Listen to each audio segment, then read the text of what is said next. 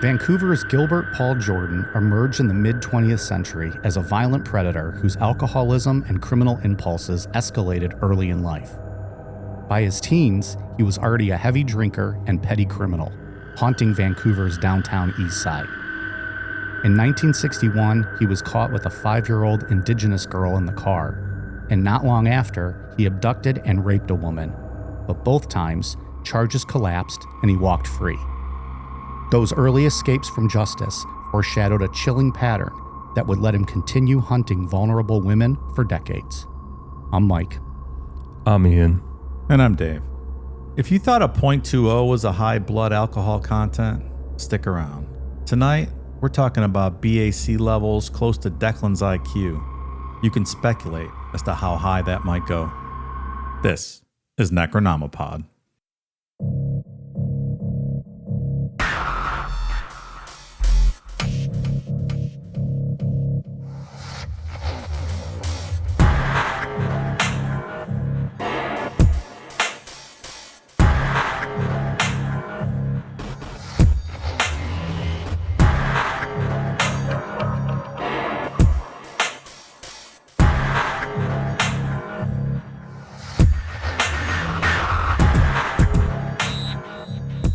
I got the notes for today's show, and the name sounded casually familiar to me, but I was like, I don't know. Ian talks about a lot of killers. Doing this gig, you hear about a lot of different guys, and shit's pops up, and then that wasn't quite the case. I'm a little more familiar with this guy than I had remembered him initially. Yeah, we've been a little busy, like we talked about last time, doing some remote stuff. So Dave's on his 40th vacation of 2025. Hey, come on. So I'm like, yeah, I'll come up with something. And then I sent the outline over, and Dave's like, dude, we already did that. Is that the boozing barber, you say?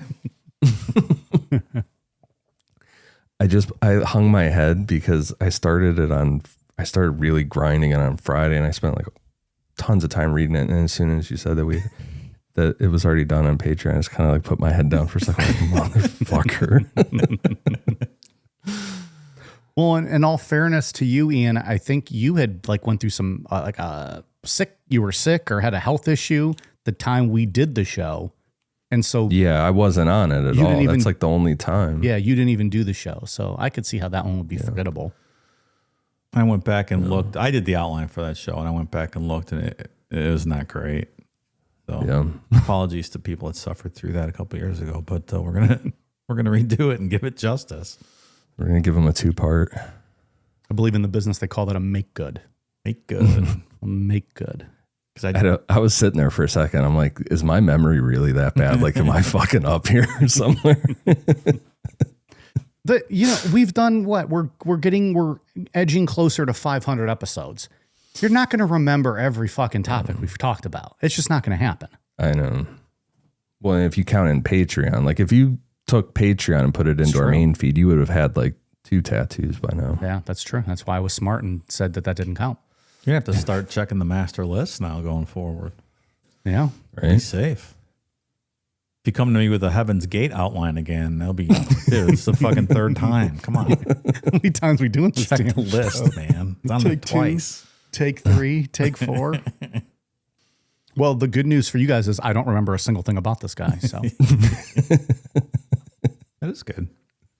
It's an interesting story. It's nothing very unique. It is. It's unusual. Unusual MO. Well, okay. Dave, you're enjoying your vacation before I am, yeah. Hit the Shaky Knees Festival over the weekend. Still down here in Atlanta for the rest of the week. Just chilling out, yeah. You'll be touring the local strip clubs down there, I'm sure, all week. They have some good ones, I understand. Yeah, I understand. I have been told. I'm sure you'll get VIP bottle service there as soon as you walk in. With the flaming stick at the top of them. Yeah, with that big champagne bottle. Oh, yeah. Is that what it's in? Let's go. I don't know how they do that in the clubs. Very hot at Shaky Knees. Very Very, very warm. I can imagine. It's the dirty South, and well, it was the end of summer, but still summer nonetheless. Yeah. It was about No, 20 thank you. degrees cooler would have been nice, but So was it like shoulder to shoulder? Or did you have room to move around? It wasn't. if you were like walking super crowded? around, depending on the times, it was pretty packed. Saturday, My Chemical Romance Day, I believe it was sold out, and it was very packed. Yeah. But you could always find some place in the back, sit on the grass. Right. I don't go into crowds like that, so yeah, I was way in the back. Who's been the best act you've seen? Idols was really good, I thought. Cage Not the familiar with Elephant. What's up? I said I'm not familiar with idols. Cage the Elephant, who I never really listened to, put on a fucking hell of a show. They were awesome. I've heard of them. I don't know. Yeah, I can't good. tell you what they'd sound like. So My maybe Chemical- I'm sorry, go ahead. I would say My Chemical Romance did the Black Parade whole album, with the theatrics and stuff. Yeah, it was a good time. Nice. Deftones played a couple of new songs from the new album. That was good. What's been the biggest surprise of it? Was it Cage the Elephant, not knowing them and being good, or has there been anybody else that you're like, oh, this is... Yeah, I thought they were real good. I missed Public Enemy. I was a little disappointed because I wouldn't have had time to get back over to catch the whole MCR show, so I skipped that for the Black Keys. Black Keys were not... I think they were having some sound issues with the board. The stage they were on, the board was not... The sound mix was not that great, it seemed, during a lot of the shows, and it just seemed a little off. I don't know. So, a little disappointed I missed Public Enemy. I caught like half of the Pixies. That was a great show. And this punk British girl band, Lambrini Girls, fucking awesome. You lost me at punk. Post-punk, I don't know, however you want to call it. They were the first show, like Friday afternoon at 4, as soon as I got there. That was great. Nice. And it's over now. It is, yeah. I even left early Sunday night. I'm like, I'm done. Yeah. 3 days is a long time. Yeah, I walked 25 That is miles a over the lot. weekend. Ugh, I can't drive 25 miles in a weekend. 25, 50,000 steps. Well, good for you. You're going to be all slim and trim when you come back. Yeah, I'm doing my part. Sweating all out of the toxins. But no more festivals for Dave. That's a young man's game. This is it. So in the last few weeks, you have retired from music festivals and Cedar Point. That is correct. You're just retiring from everything. I need the couch, man. I need the couch. He exclusively now does cruise lines. That's it. With all the other elderly. That sounds good. I'm going on a cruise in a couple Shuffle. weeks. That's more my style. Playing shuffleboard, eating dinner at 4:30, promptly asleep by 9 p.m. Got to be up early for that early bird breakfast buffet. Not a bad life. Ugh. All right. Gilbert Paul Jordan, take 2. So a little different to start of an episode tonight. Before we dive into the story of Gilbert Paul Jordan and to lay out the broader context of violence against Indigenous women in Canada, we're talking about a very specific victim pool tonight. And that context is important to understand how Gilbert got away with his crimes for so long.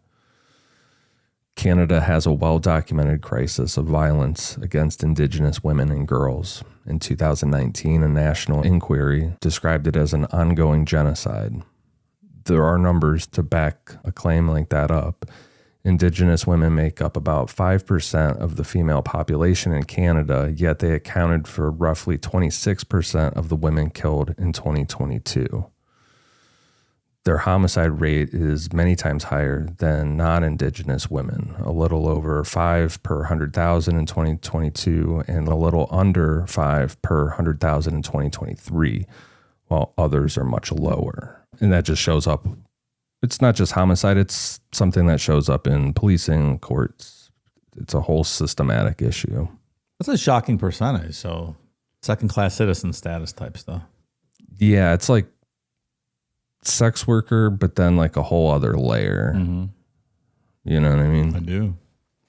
The infamous Highway of Tears is part of that. It's a roughly 450-mile stretch of Highway 16 in northern British Columbia between Prince George and Prince Rupert, where dozens of women, mostly Indigenous, have disappeared or been murdered over the past few decades. The Royal Canadian Mounted Police officially recognizes at least 18 cases along that highway, but Indigenous families and advocates say the real number is much higher. Some say around 40, others put it over 80. There's also the legacy of residential schools. In recent years, there's been reporting about mass graves of Indigenous children at former residential school sites in Canada. There wasn't a single mass grave of Indigenous girls, as there were a lot of headlines that kind of suggested that. But since 2021, several First Nation communities have reported finding unmarked graves of potential burial sites at these schools using ground-penetrating radar. The discovery at Kamloops Indian Residential School made worldwide news. Radar there indicated as many as 215 possible children's remains. I mean, I know we're not going to delve deep into that. I mean, it's probably a possible other show, but why? Like, what's the whole thing behind that? I don't really know a lot about that. And if you don't, that's fine. I was just curious. I don't know. Anything would just be speculating. Like, what happened to them? Or yeah. Seems odd. It's on our list of topics that at some point. Oh, is there a list? A lot of people have requested that. Yeah. This will be the feel-good show of 2026. Yeah. You read that, you're like, fuck, I don't want to talk about that, but yeah. Yeah, there was another one in Saskatchewan where they found 751 unmarked graves, but like they were Canadian authorities really pushed on that. Like this was not like a big pile of 750 bodies in here, and we don't know even if they're all kids or not, but it's still, it doesn't change the point that there's issues with Indigenous people have faced in Canada, and that women and girls have been the ones that are hit the hardest. I feel lied to because all these years, Mike has led me to believe that Canada is a magical place and, quite frankly, the best place on earth. And it sounds like maybe that was a lie. Well, I don't speak of the dark history. Obviously, I'm trying to sell Canada. Why would I speak about that? Yeah. Weird Al yesterday did the Canadian Idiot song. I had never heard that. Green Day's American. Is that like Idiot? American Idiot? Yeah. Canadian Idiot. I didn't know that was a thing. I'm going to listen to that after we Weird record. Al's fucking ridiculous. That's probably the most ridiculous show I've ever seen. He is, but some of those songs are so catchy. Yeah. I like when he puts a video with the words of what he's singing because I can't understand what the fuck he's saying. Yeah. And sometimes it's so fast too. Yeah. He does a lot of videos in between because he does so many costume changes. Like the show starts, he's out there dressed like Kurt Cobain, and you go back to the Smells Like Teen Spirit video, and he's got an old guy mopping the stage and all, and then it's 5 minutes of costume changes, and it's wild. Boy. The whole thing he's got going on there. That was kind of like when I went last fall to Creed and Three Doors Down. Like they had a good set list, but then both bands, well, of course, I mean, the two of the greatest rock bands of all time as voted by everybody. I have never seen, I think I talked about this in the show. I have never seen Quicken Loans Arena, whatever the fuck it's called now, the Gund, the Q, more packed than I did for that show. And it really did blow my mind. I couldn't believe it. Probably the nostalgia thing, but still packed.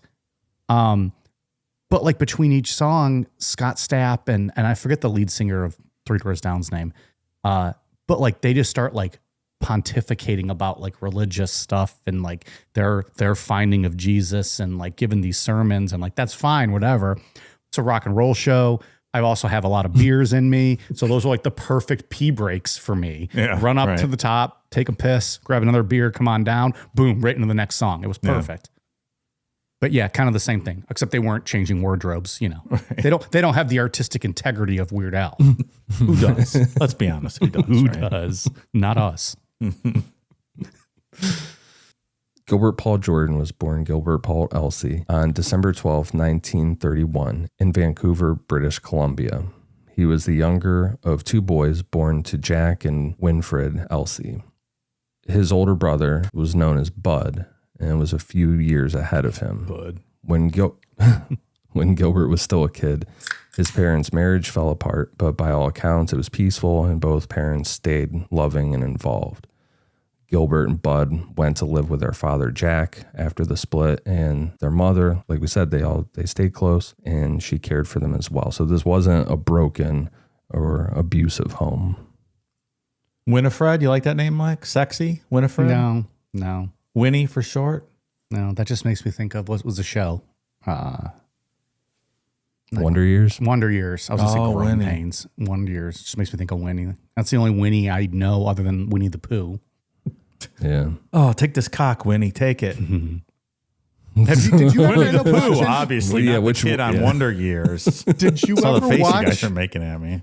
the Winnie the Pooh horror movie? I still have never watched It's it. so No, I've not funny. seen it either. It's so bad that it's good. It is so bad it's good. I think they did a second one. I haven't seen that. Must have been good if they made a sequel. It's 'cause just they don't ever fucking- make sequels. Of, Well, I think it's Bad just those movies. guys who cashed in on buying those trademarks and like, we're going to fucking milk this. It's the just trademark fucking- expired, right? That's why they could do all that. And something and else they just got it. And they got expired. it. Yeah. Did they have to buy it, or is it just open? I don't know how that works. Don't you have to pay for it? Or can you just claim it? How does I that think it's work? just open after the trademark expires. So then you can just say, okay, this is mine now. I filed It's the like paperwork. communal. I forget the term. I can't think of it, but yeah. Yeah. It's a community. Yeah, it's like just free game for anyone to do something with. I think Alice in Wonderland is, or Through the Looking Glass, whatever. That's maybe that was the other one. Yeah. Yeah. Well, anyways, I forget what those movies. What's it? Blood and Honey? I think it is. Yeah, that sounds right. Fucking dumb. I highly recommend. Watch it. It's so bad, it's good. So Bud later said that they were raised in a good, loving household and that, quote, Gilbert's worst enemy was himself. By that, he meant that Gilbert blamed others for his problems and didn't take responsibility for his own behavior. Real fucking crybaby kind of person. So, but this is one of those outliers where he seemingly had this really good life, but just something went really wrong in Gilbert as he got older. So not everyone's born bad. Or not everyone's made bad, rather. Sorry, I said that bad. I was gonna say, some wait, people does- are born this bad, is- not this- necessarily Yeah. made bad. Yeah. Something's off with him. Jerk. He started going off the rails in his teenage years. Gilbert dropped out of school in his mid-teens, around 16, so roughly 1947, which was about the same time that his parents' marriage formally ended in divorce. Around then, by his own later admission, he started drinking heavily. At 16, he already considered himself a full-blown alcoholic. Neither of his parents were drinkers. His mother, Winifred, was a strict teetotaler, so I don't know how he developed such a hardcore addiction to alcohol so early. It's kind of, I don't know, it's pretty fucking extreme because as an adult, he would regularly consume enormous amounts of alcohol, reportedly more than 50 ounces of vodka per day. So that's like roughly 2 full-size bottles. Can you imagine? That's a lot. He probably started smoking weed and it was the gateway to all the other addictions in his life. That's what That's usually true. happens, yeah. Stay sober, people. Weed kills. Sugary Maybe- cereal, maybe into not initially. smoking, into weed, into Yep. alcohol. Hey, That's how it weed starts. plays the long game. It ain't going to kill you directly. It's going to lead you to other things that will slowly debilitate and kill you over time.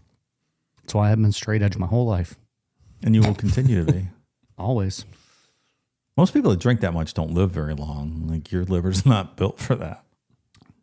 No, Gilbert, he survives a lot longer than you would think he Yeah. would drinking this way. So that's what 2/5 of vodka a day. That's as an adult. Like, that's not when he was 16, but you know, still. when he was 16, he was still putting away a lot of fucking alcohol. Yeah, you're laying the foundation to be able to do that when you get older. God damn. And it can't even be enjoyable at that point, right? Like, you're just drinking to Not Maintain. live. to not feel right? sick. Yeah. Like Nicolas Cage and Leaving Las Vegas. You just get up with the shakes and the chills and you got to chug some vodka. I remember once Alice Cooper, maybe on like Behind the Music, he had said like he used to go to bed and put an ice cold beer next to his bed so that as soon as he woke up in the morning, he would open it and chug it, and that's how he would start his day. It would still be cold, obviously, because that's why it was ice cold. So it would still be cold, and he would just drink it the next day. Winston Churchill would wake up and have, like bourbon for breakfast. Motherfucker saved the world. Yeah, say. But, that's because he was strictly using alcohol. He didn't do weed and kill his brain, and become an addict like, all the other degenerates out there. They always said Churchill's idea of a dry martini is he glanced across the room with the bottle of vermouth. It was just straight gin. That's good. I've never heard that. I'm not a big martini guy. They're okay. Not my favorite. Dirty martini, that's where it's at. It's better dirty. Olive juice, man. Oh, olive juice in general. Olive juice and pickle juice. I just drink straight from the jar. Ian looks disgusted. Yeah. Yeah, I hate olives. I hate everything about it. He's looking at me like, and you have the gall to talk about weed. Enjoy your pickle juice, sir. Angie loves dirty martinis. Like, she'll just fucking take straight olive juice like that. Delicious. Yeah. So as a teenager, Gilbert was drunk most of the time and hanging around Vancouver's Skid Row, which is now called the downtown Eastside. He also had a very high sex drive. He regularly sought out sex workers in the neighborhood. I couldn't find if he was actually purchasing, actually getting sex workers to pay, when he was 16 or not. But he started dabbling in petty crime during that time as well. Some small time thefts, small shit that's going to lead to a criminal career. No whiskey dick for this guy, huh? I can't even imagine getting a boner after drinking 2/5 of vodka. Mm-mm. Damn. Even 1/5 of vodka, right? Even 1/5 of that. I mean, give me a couple shots. Yeah. I'm going to be feeling pretty good. That career started in 1950 at 18 years old. He stole a car, got caught, and received a 12-month jail sentence. And through the 1950s, Gilbert kept getting into trouble with arrests and convictions for theft, assault, breaking and entering, drunk driving, and one instance of heroin possession. By 1960, he was about 29 years old. He was well known to Vancouver police as a repeat offender with a reputation for being very volatile and unpredictable, a lot of times drunk and belligerent, but consequences were always very minor for him, small fines or probation, nothing that really stuck. Then in the spring of 1961, Gilbert crossed a very big line. He abducted a little girl. Vancouver police officers on patrol spotted a car parked in a suspicious way on the side of the road. They checked it out and found Gilbert in the driver's seat with a 5-year-old Indigenous girl beside him. This child had no connection to him. She was very far away from her home on a First Nations reserve and had somehow ended up alone with this drunken 29-year-old man. Thankfully, police put Gilbert into custody immediately and took this little girl.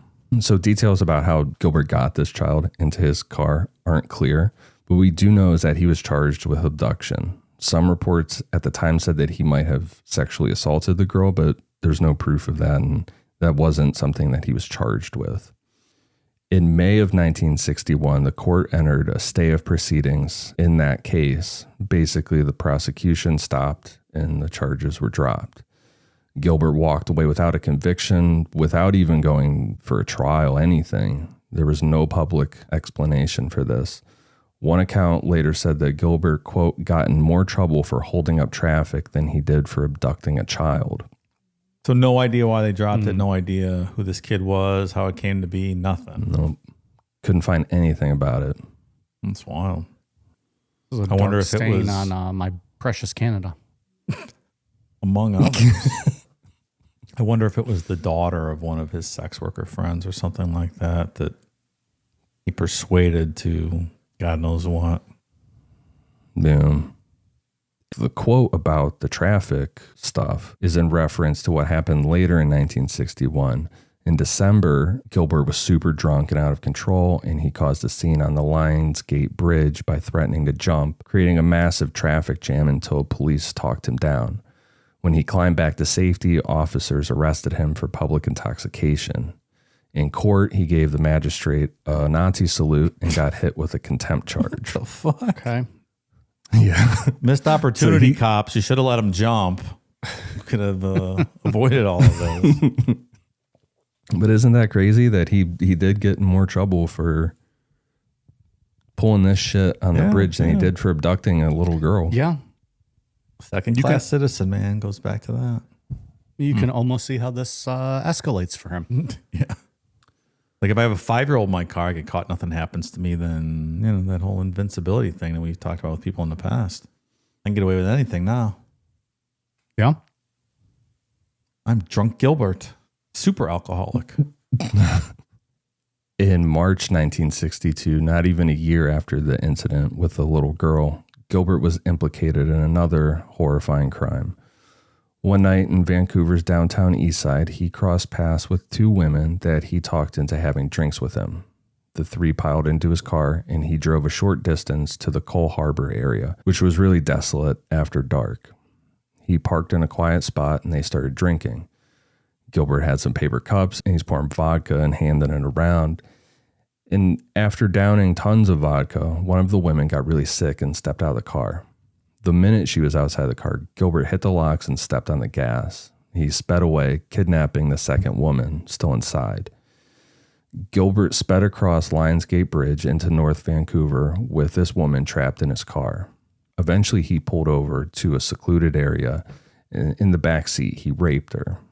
After assaulting her, Gilbert robbed her, taking her purse, which he grabbed the first girl's purse on purpose before he pushed her out of the car. So he'd already stolen her purse too.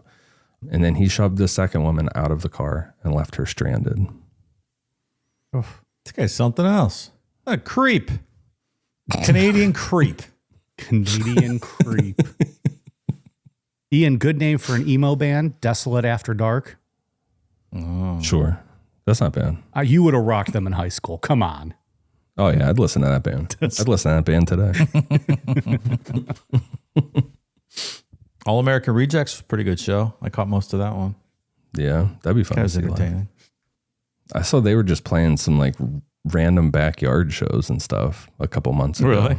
Like they were just setting up places and playing. It's kind of cool. I saw that too. It was like their gimmick. They were doing tours where like they would like go to a fan's house, and if you could accommodate them, they would set up in your backyard and play. I saw some TikTok videos of them getting like the cops showing up. Like, you guys can't fucking do this. Yeah, like, hey, so there's Someone's an backyard. There's an HOA here, sirs. You can't just set up and play these loud devil music in the middle of suburbia. HOA President Karen's down there with her bullhorn. Yeah. Oh, I'm sure. Excuse me, please. She fucking thrives on those moments, Dave. Ian's there with his Desolate After Dark tattoo telling Karen to shut the fuck up. Desolate After Dark.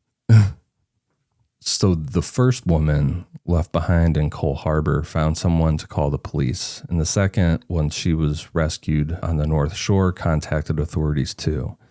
Vancouver police tracked down Gilbert and arrested him for the attack. He was charged with rape for the assault on one woman and with theft for taking both of their purses.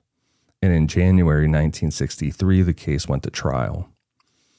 At trial, the women testified that Gilbert lured them with liquor and a ride, then turned on them. Their purses in his possession put him there and backed up the robbery.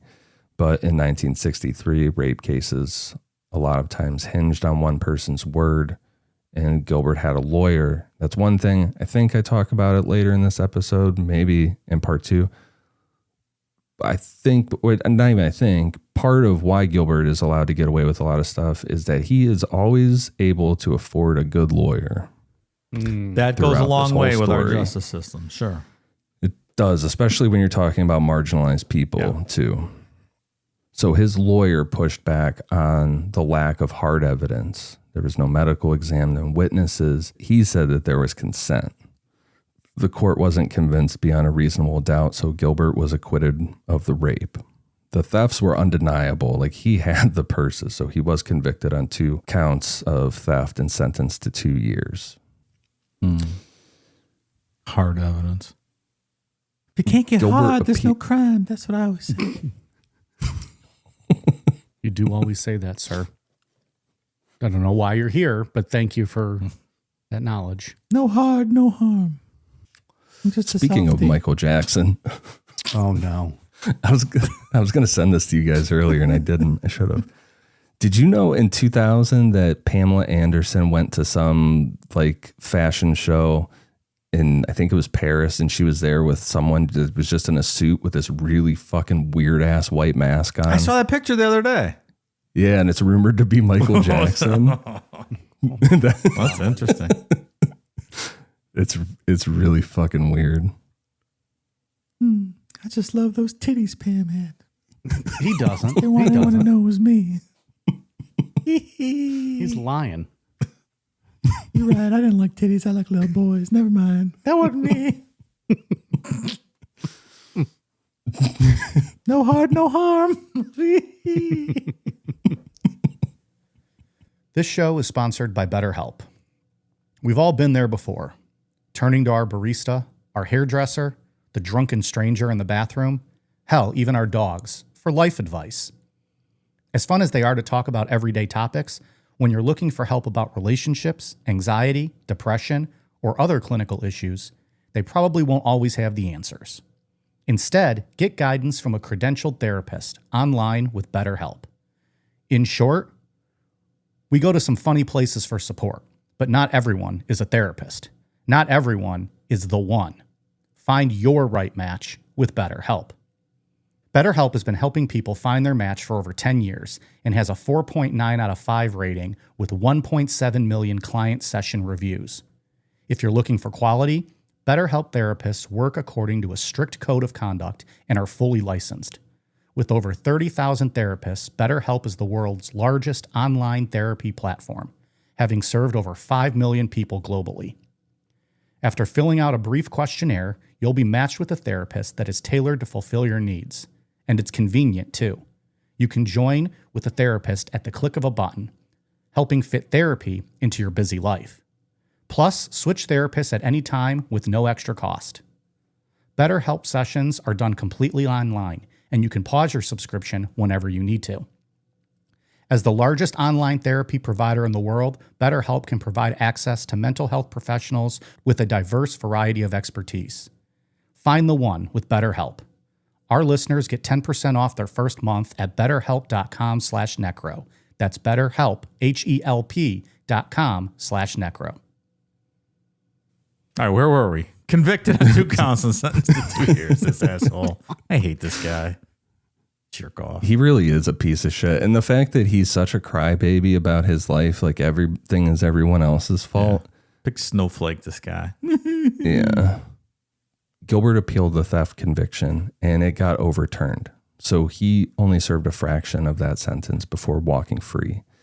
By the mid-1960s, he was back on the street and the pattern stayed the same. Anytime it looked like he might face some serious consequences for something, he slipped away in a technicality or a little bit of luck.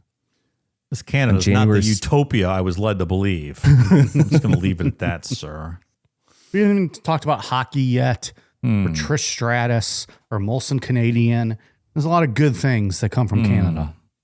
Believe you me. Bret the Hitman Hart, to name just a few things. Robert Picton, another famous Vancouver hometown hero. Chad Kroger, obviously. Avril Lavigne. Carla Homolka. John Candy, to name a few more. Oh, shit. John Candy was from Canada? Fuck yeah, he was. Did you guys see that new documentary's coming out about him? Yeah, looks good. Yeah. Bob and Doug McKenzie. Yeah. What's it called? I am Candy. I am. Love John Candy. It might already be out. I'm looking it up as we talk here. John Candy, I Like Me. Called. It is released October 10th in the United States on Amazon Prime.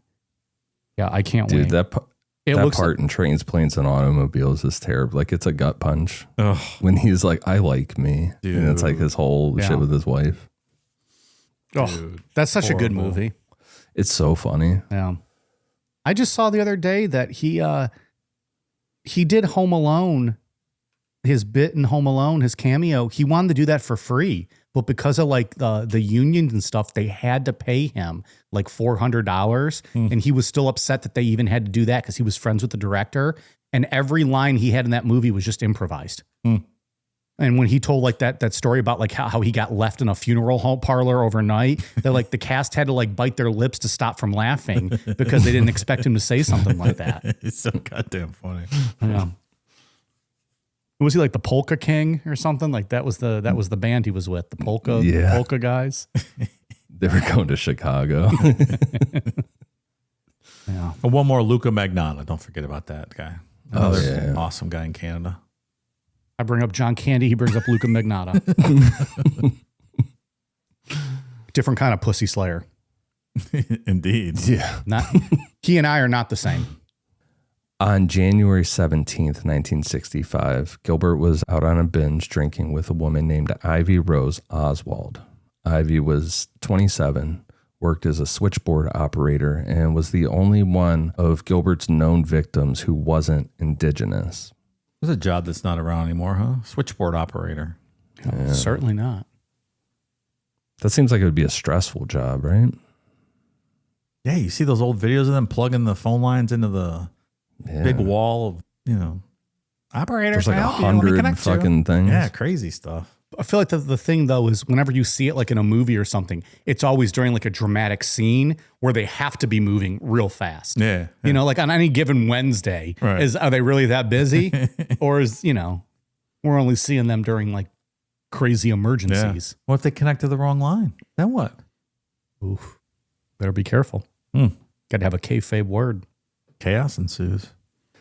They met and ended up checking into a Vancouver hotel room together. Whether it was like a casual date or they're just friends or what it was, we don't know. Like a Skid Row type hotel. We're not talking, Four Seasons. Yeah, no, we're talking, By the room. By the hour hotels. By the room. By the hour hotels. So whatever it was, they spent the night drinking, and the next morning, Ivy was dead. She was found lying nude in the hotel room. The cause of death was acute alcohol poisoning. Her blood alcohol concentration was 0.51. So for perspective, 0.40 is a lot of times fatal for an average person. Ivy's level was beyond that, more than 6 times the legal limit to drive. That is insane. Can you imagine? No. I'll let you decide whether 0.51 is or 51 is Declan's IQ. If we're going to go even higher, we haven't had him tested.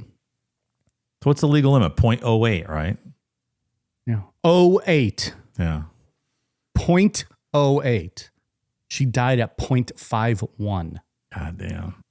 Have you ever been at a 0.5, Mike, you think? No. No. Well, maybe the night Evel Knievel perished. There was probably some whiskey dick going on there. Pouring out to Evil. Oh, maybe, no, Evil. Maybe my penis was only at a 0.5. It had only grown about half an inch. Maybe. Maybe that's what I'm thinking of. Oh, the blood drained from my wiener, Evil. I'm going to pour it out to your brother. Ugh. That is crazy high. It would be, I don't think it'd be interesting, but can you imagine if you could go back and look, even on nights like when you weren't in trouble or weren't driving, but like had just drank a lot, what the highest alcohol level you've ever had is? I'm not sure I'd want to know, but I'd want to know probably just to see. I would say probably approaching like a 0.3. Like a 0.25 to 0.3 that's is probably so high about. Still. See, I would have to look at what the effects were at like those percentage points to like know where I might have been. Yeah, like what's blacking out? Yeah. See, like I don't know. I don't know. I'm just guessing, obviously. But 0.08 for me is not the same as a 0.08 for some people. Like a 0.08 for me, I'm not. We're seasoned. Yeah, I don't really have a buzz at a 0.08. It's like a 2 beers in an hour? It's not much. Which rightly so. You shouldn't be drinking. You shouldn't be driving at all. But I think they say 1 drink every half hour is casual drinking, like either a beer or whatever, like a 4-ounce pour of wine or a 1.5 ounce shot of a liquor, right? Isn't it one every half hour? And you burn it off once an hour? Oh boy. Well, like 1 beer an hour? You sure about that? Scientist? Remember that time I did 6 Ian, you did 6 shots of Fireball in 15 seconds. That's what I'm saying. You were Remember that not time? medically cleared to participate in anything after that. I probably blew the 30 or the 3-point whatever that night. Like, I watched you do it, and I look back down like, did he just really take 6 shots of Fireball in 15 seconds? Oh, my God. And then that was the night you lost a fight with a mud pit, right? Yeah, I slipped in the mud and fell. Happens. That adds up. The maths on that. Gilbert called the police in the morning, saying that he woke up and found Ivy dead. When authorities arrived, he said that they'd been drinking, he fell asleep, and when he woke up, she was dead. And they accepted his story. There was no obvious injuries or anything. There's no stab wounds. And the room wasn't in disarray like there had been some kind of a struggle. The coroner ruled her death as accidental. No foul play was suspected, and Gilbert wasn't charged with anything. They probably see that In all the time down in hindsight- Skid Row hotels, right? Oh, yeah, for sure. And that's what I think next ordinary. week is something. Next week, we're going to talk about that. It's kind of like so standard that like cops would just like bang on doors sometimes to see what, So yeah, there's probably people dying all the time from shit like that. In hindsight, Ivy is considered the first of Gilbert's alcohol murder victims. Her death more than likely wasn't an accident, but the result of his deliberate tactic of poisoning women with huge amounts of alcohol. That becomes his MO, is to literally just pour alcohol down women's throats after they're passed out. Man, that is so crazy, isn't it? It's such a weird thing to do. Yeah. We'll have to talk about later is whether, like, where that stems from. Is this, when it first happened, did he figure out a way to move forward killing women undetectable and in an undetectable manner? Or does he get off somehow with the alcohol? It's an interesting... Yeah, like maybe like, oh, they Discussion. drank themselves to death. This isn't a murder. It's just, And then he's like, Alcohol wait poisoning. a minute. Yeah, they didn't even question this even in the slightest. So Well, he got off from those early charges, right? So it's the classic case of that we talk about all the time. You start feeling invincible and like you're smarter than the system. every additional, case of getting away with it only strengthens that belief that you're invincible, Yeah. And this is like, foolproof method of concealing my crimes and drinking with, second-class citizens. I'm golden here to do whatever I want. Yeah. Within days of Ivy dying, he legally changed his name. So when we said in the beginning, Gilbert Paul Jordan, he changed his last name to Jordan after this. So clearly trying to distance himself from the situation. I almost thought maybe he got scared that he might get some repercussions for this. So changed his name. And then as he didn't get in trouble, then he gets, braver again. Yeah. Should have went with Gilbert Paul Igloo. way better name. Just saying. Blue. Can't argue that. Or Jimmy Paul Jordan. That rolls off your tongue. Jimmy Paul Jordan. That's not bad. I'm running for city council. JPJ. From 1966 into the early 1970s, Gilbert kept committing low-level crimes. He was arrested multiple times for drunk driving, car theft, burglary, indecent exposure, and assault. Penalties were always really small. He just got brief jail time, some fines. He also got married briefly during this period. There's not much documented about it, but it didn't last. By the mid-70s, he was single again and doing his same shit. In April 1974, Gilbert, then living in Prince George, British Columbia, was arrested on charges of indecent acts and indecent assault. At the time, indecent assault was the term for sexual assault short of rape, which I'm guessing that means like full penetration, I guess. I don't know, like if this is just groping or what, or, but the specifics weren't widely reported. Later that year, he was convicted in the Prince George case on at least one count of indecent assault and sentenced to 2 years less a day. That phrasing meant provincial time rather than federal. I guess sentences of 2 years or more go to federal penitentiaries in Canada. So 1 day short of 2 years. Right. We have weird sentences like that here, I think. I mean, this guy You're in a probably, day, weird shit like that. probably should, but it should have been sent to federal prison, right? Federal pawn you in the ass prison, Well, as they say in office. he might have learned a lesson. This was one of the few times that Gilbert was locked up for an assault on a woman. While inside, he learned barbering. That became his day job later and led to the media nickname the Boozing Barber. And when he got out around 1976, he opened up a barbershop in Vancouver and worked an honest day job. Yeah, how was he making money up until this point? What was he doing? It sounds like inheritance, like somewhere within his family, he got money. Because he's always paying for these attorneys, like you said, right? Like, he clearly had money. Yeah. Yeah, was he drinking good vodka? He was drinking Kamchatka, I bet, right? Stacking pennies. 151. 151 rum? Oh, no. What am I thinking? 110. You remember 110 vodka? No. I don't know that. What is that? He's- It's like some shitty fucking convenience store stuff. Maybe it's like a Steubenville only type thing. If he was putting down 151 Bacardi by the bottle full, that's you're borderline like superhero territory of what your body is able to intake. Yeah. That is insane. And I don't mean superhero in a good way. This guy's a piece of shit. But I mean like that it would be insane. Sounds like he was a vodka man.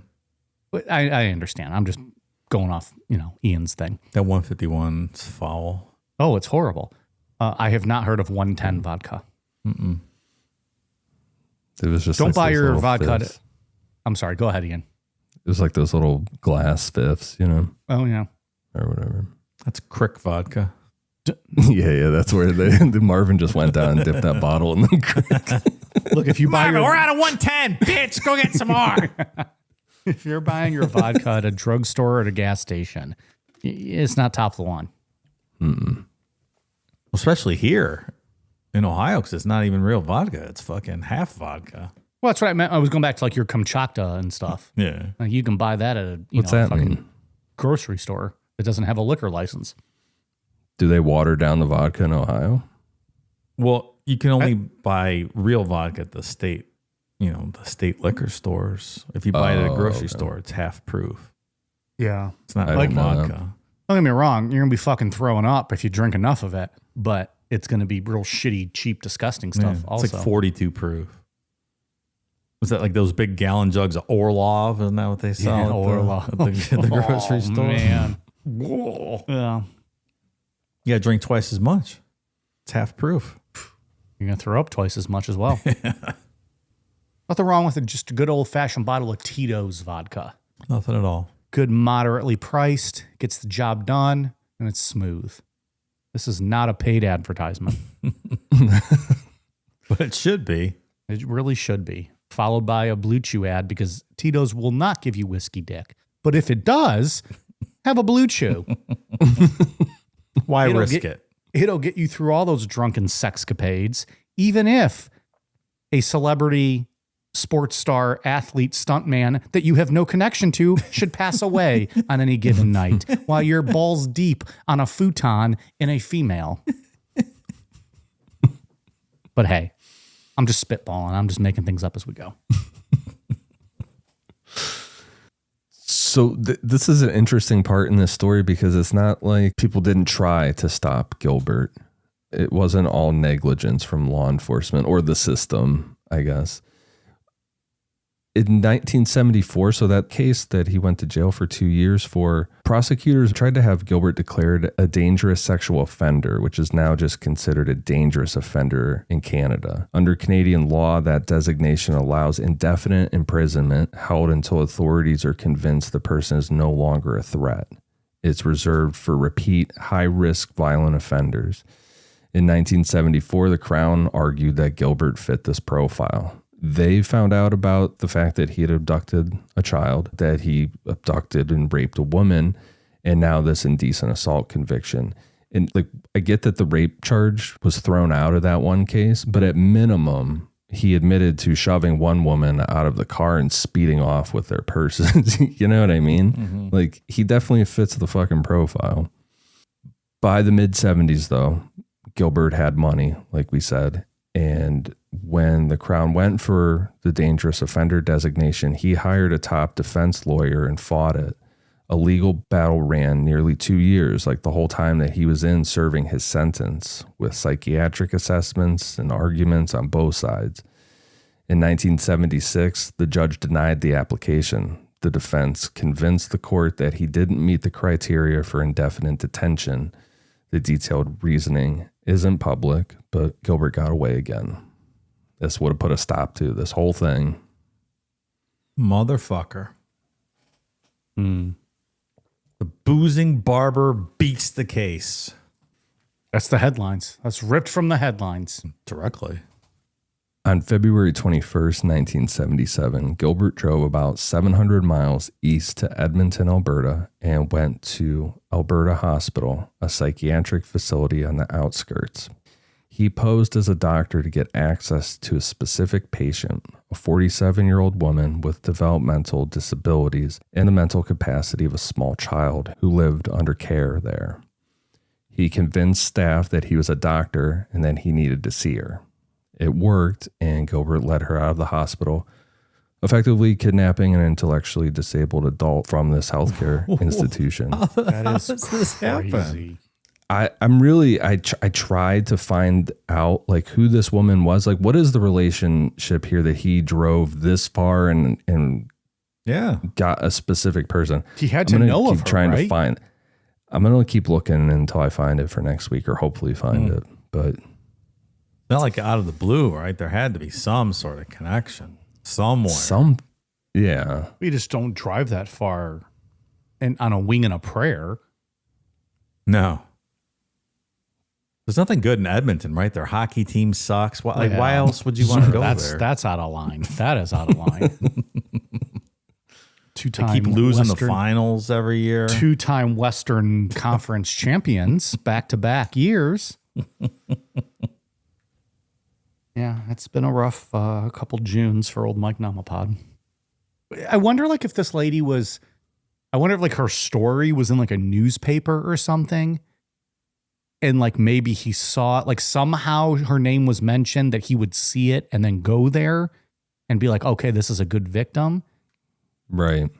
Even if he didn't know her personally, like, maybe her story was on the news or something shared. Yeah. I don't know. Probably a challenge to this guy. He's like, I bet I could drive 700 miles and take this lady out of that hospital and no one would even stop me. Yeah, but The kind of guy that would do that. But he would have to know that she was there. Sure. Because I'm sure when he showed up, if he's a doctor, he's not just saying, "Oh, take me to your intellectually disabled patient on the 5th floor." Like, he had to have a name and information enough to get past. Yeah, definitely them. targeted. So she came into his purview somewhere. Yeah. Like you said, an article, some. Or he went and scouted that place out before. Or you know. he could have done that. He just wanted someplace far enough outside the scope of, everyone that knew him where he was. And he figured no one will know me here. They won't He's a whole tag me province with away, this. right? You leave BC and go over to Alberta and up north. Edmonton's way up north. Trust me, I've checked plane tickets. It ain't cheap to get up to old Edmonton, Alberta. Weird guy. Who, me? He might be. Now I feel like, who's it, Beetlejuice? Who, me? Who, me?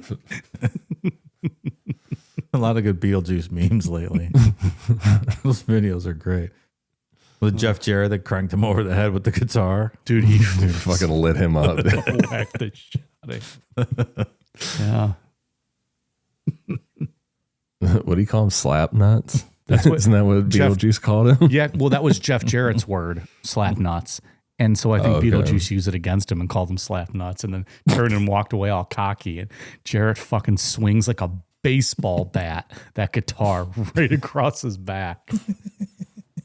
That was 100% Vince Russo era WCW, because Vince Russo was a huge Howard Stern fan and would do all that kind of stuff.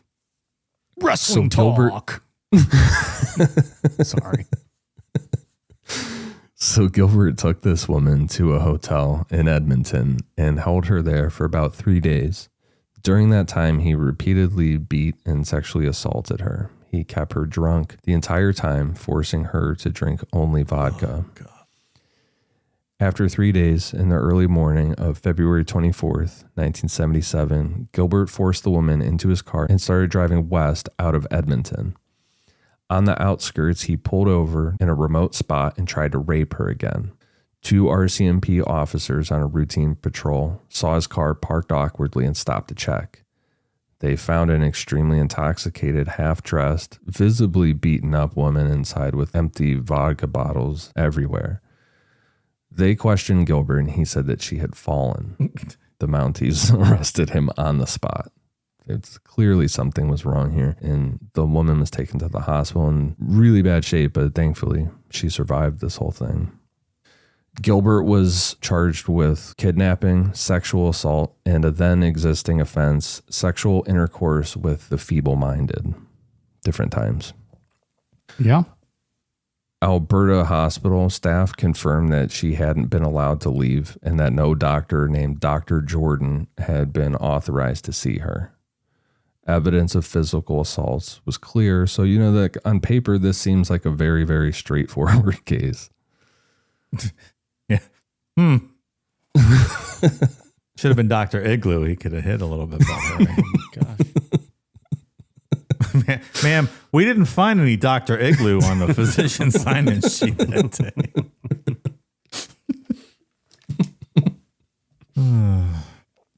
However, in this situation, the victim was ruled not competent to testify.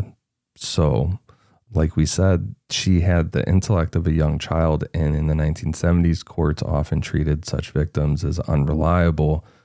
Again, different times, but that's what the judge said. They would not let her testify. So without her testimony proving he did fucking kidnap her. I mean, doctors, they said it. Proving the rape and everything, that's harder because she's the only person. It's at that point when you don't let her speak or give her side of things, then, there's no other witness. Right. But could they not have checked for like sexual assault, physical assault? Like, aren't there usually some signs of maybe aggression that, Is this just second class citizen type thing though? Because this is an intellectually disabled person? Yeah, maybe. I'm just throwing out for the sake of what happened here. Like, if you're not going to take her at her word, or what she's saying, like, you can probably check if she was, forcibly assaulted. But yeah, I think that's probably right. Like, they're just like, okay, whatever. Unfortunately, that's probably exactly right. So Gilbert's defense said that they pushed that she left with him voluntarily, that she thought he was a real doctor and went willingly, and that they would cast doubt on those 3 days in the hotel room since, like we said, she can't give her side of the story. Legally, she can't. The legal proceedings dragged on nearly 2... Can I interject real quick? I'm sorry. So she was ruled not competent to testify, but competent enough to voluntarily leave with him. Was the defense case. Yes. Like, that just doesn't add up. That doesn't make sense. If you can't testify, then how are you voluntarily leaving with someone? No, you were fucking kidnapped. You were taken without your consent. Well, it works one way with one thing and the other way with the other thing. Yeah. Just doesn't add up. So this drug out for 2 years while Gilbert sat in jail without bail. In April 1979, the case went to trial in Edmonton. Without the victim on the stand, the top charges were hard to prove, and Gilbert was acquitted of kidnapping and rape. It doesn't seem like it would be that hard to prove, but I guess, I don't know. I don't know what this judge was thinking, kind of stacking the deck against the victim here. But the RCMP testimony, like, they arrested him and they saw that she had injuries and stuff. So thankfully he was convicted of assault in this situation. And for that, he was sentenced to 26 months. Gilbert had already been in jail about that long, awaiting trial. So it was effectively time served, and he walked out free. Gilbert got away again, and that is where we will pick back up This on part 2. motherfucker. Oof. Always with these guys, there's always so many opportunities to stop them. Yeah. They just let him jump off the bridge. Well, Give your Nazi salute as you're going down and hitting the water. Fuckface.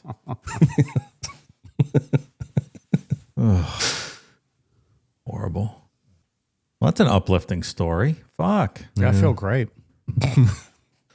So next week we'll get into his victims, and next week we're gonna start with where he really gets into that run of killing women with alcohol, which is just such a weird and crazy way to kill someone. Yeah, it really is. And it gets intense. Like it's a really weird. Yeah, I don't know. We're going to get up into the 0.9s of alcohol. Just crazy. Maybe it makes him feel better. We'll talk about it next week. Maybe it makes him feel better about his own alcoholism if he's giving them more than he's drinking. Perhaps. You hear that, Declan? I might have given you more credit than you deserve. 0.90 we're getting up to. So that's questionable. He ain't listening. He doesn't know how to. I gave him an AM FM radio, but there's no antenna attached. So He's just listening to static. And he gets some every now and then. He gets a little bit of something like some talk radio out of Boxcar Willie AM 730. Out of fucking Oshkosh. Oshkosh. Well, that's something. That is an uplifting story for the ages, Ian. Thank you for re-bringing it to us. Yeah, for sure. I hope you have a good rest of your night on your vacation. Yeah. Dave's just going to wake up tomorrow and just start drinking immediately. Fucking mimosas to start the day. I'm going to DoorDash 3 gallons of Orloff. Oof. Orlov, whatever the fuck it was called. Orloff, I think, with an F, right? I think. I think it's Russian. I think it's a V. Orlov? I don't remember. I'm not sure. It might be. I don't know. Orloff. Oh. Orloff. Orloff corrected. vodka. All right. You must drink that regularly. Something like that. Oh, man, you can buy like blue raspberry version, and it's bright blue. Can you imagine what that tastes like? No, it looks like someone dropped a highlighter in it. Yeah. Okay. All right, Ian, anything else for part 1 we need to touch on or get into? No, I don't have anything else. Okay. Dave, what do you got on your end? Let's thank and welcome new patrons: Clyde Green, Forrest Klamath, Courtney Solomon, True Sensei, Elizabeth Revelar Segura, Damian Cost, Brian, Drew TKD, hashtag Let's Pipe Mike's Turd Cutter while Ian and Dave watch.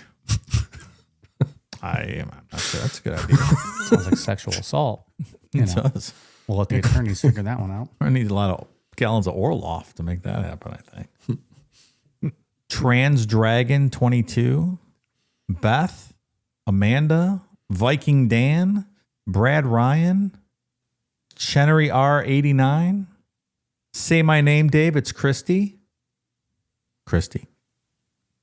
Daniel Canovis, Tana Riot, Troy Lawrence, Jasmine, Rhythms, Stuart Graham, Mark, Cindy McGee, Stephanie Andershock, Christine the Machine, Penis Sounder Breaker.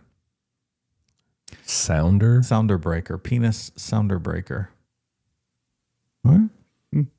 Zach Glidden, Lizzie Keller, Belinda Rainey, Heather, Abducted Yeti, Connor Richards, Gob de God, Jillian Mullen, Kylie Rose, Christopher D. Nothstein, Teacher B.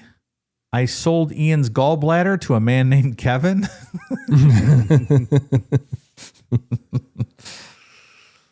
Cortland Piran, Kara McDonald, Michelle Holte, Jeff Crummel, and Ian's Beaver Giggles. Ian's Beaver Giggles. Thank you, new patrons. Well, okay. Ian, what do you got on your end? On Patreon, we just did Sheep Squatch last week. That was super fun. That was really fun.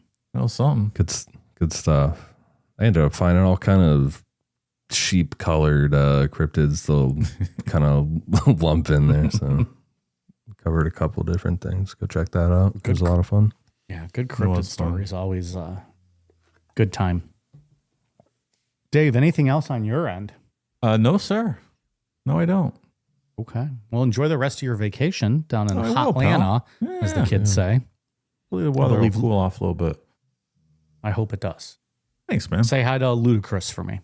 I'll do that. See him tomorrow. You guys are at Bob Evans tomorrow having a breakfast together. Wish. Yeah. We are on Twitter, Facebook, Instagram, YouTube at Necronomipod, patreon.com/Necronomipod, amazon.com, search Necronomipod for all of our merch, and necronomipod.com. All right, you guys ready for a cool down beer? Cheers.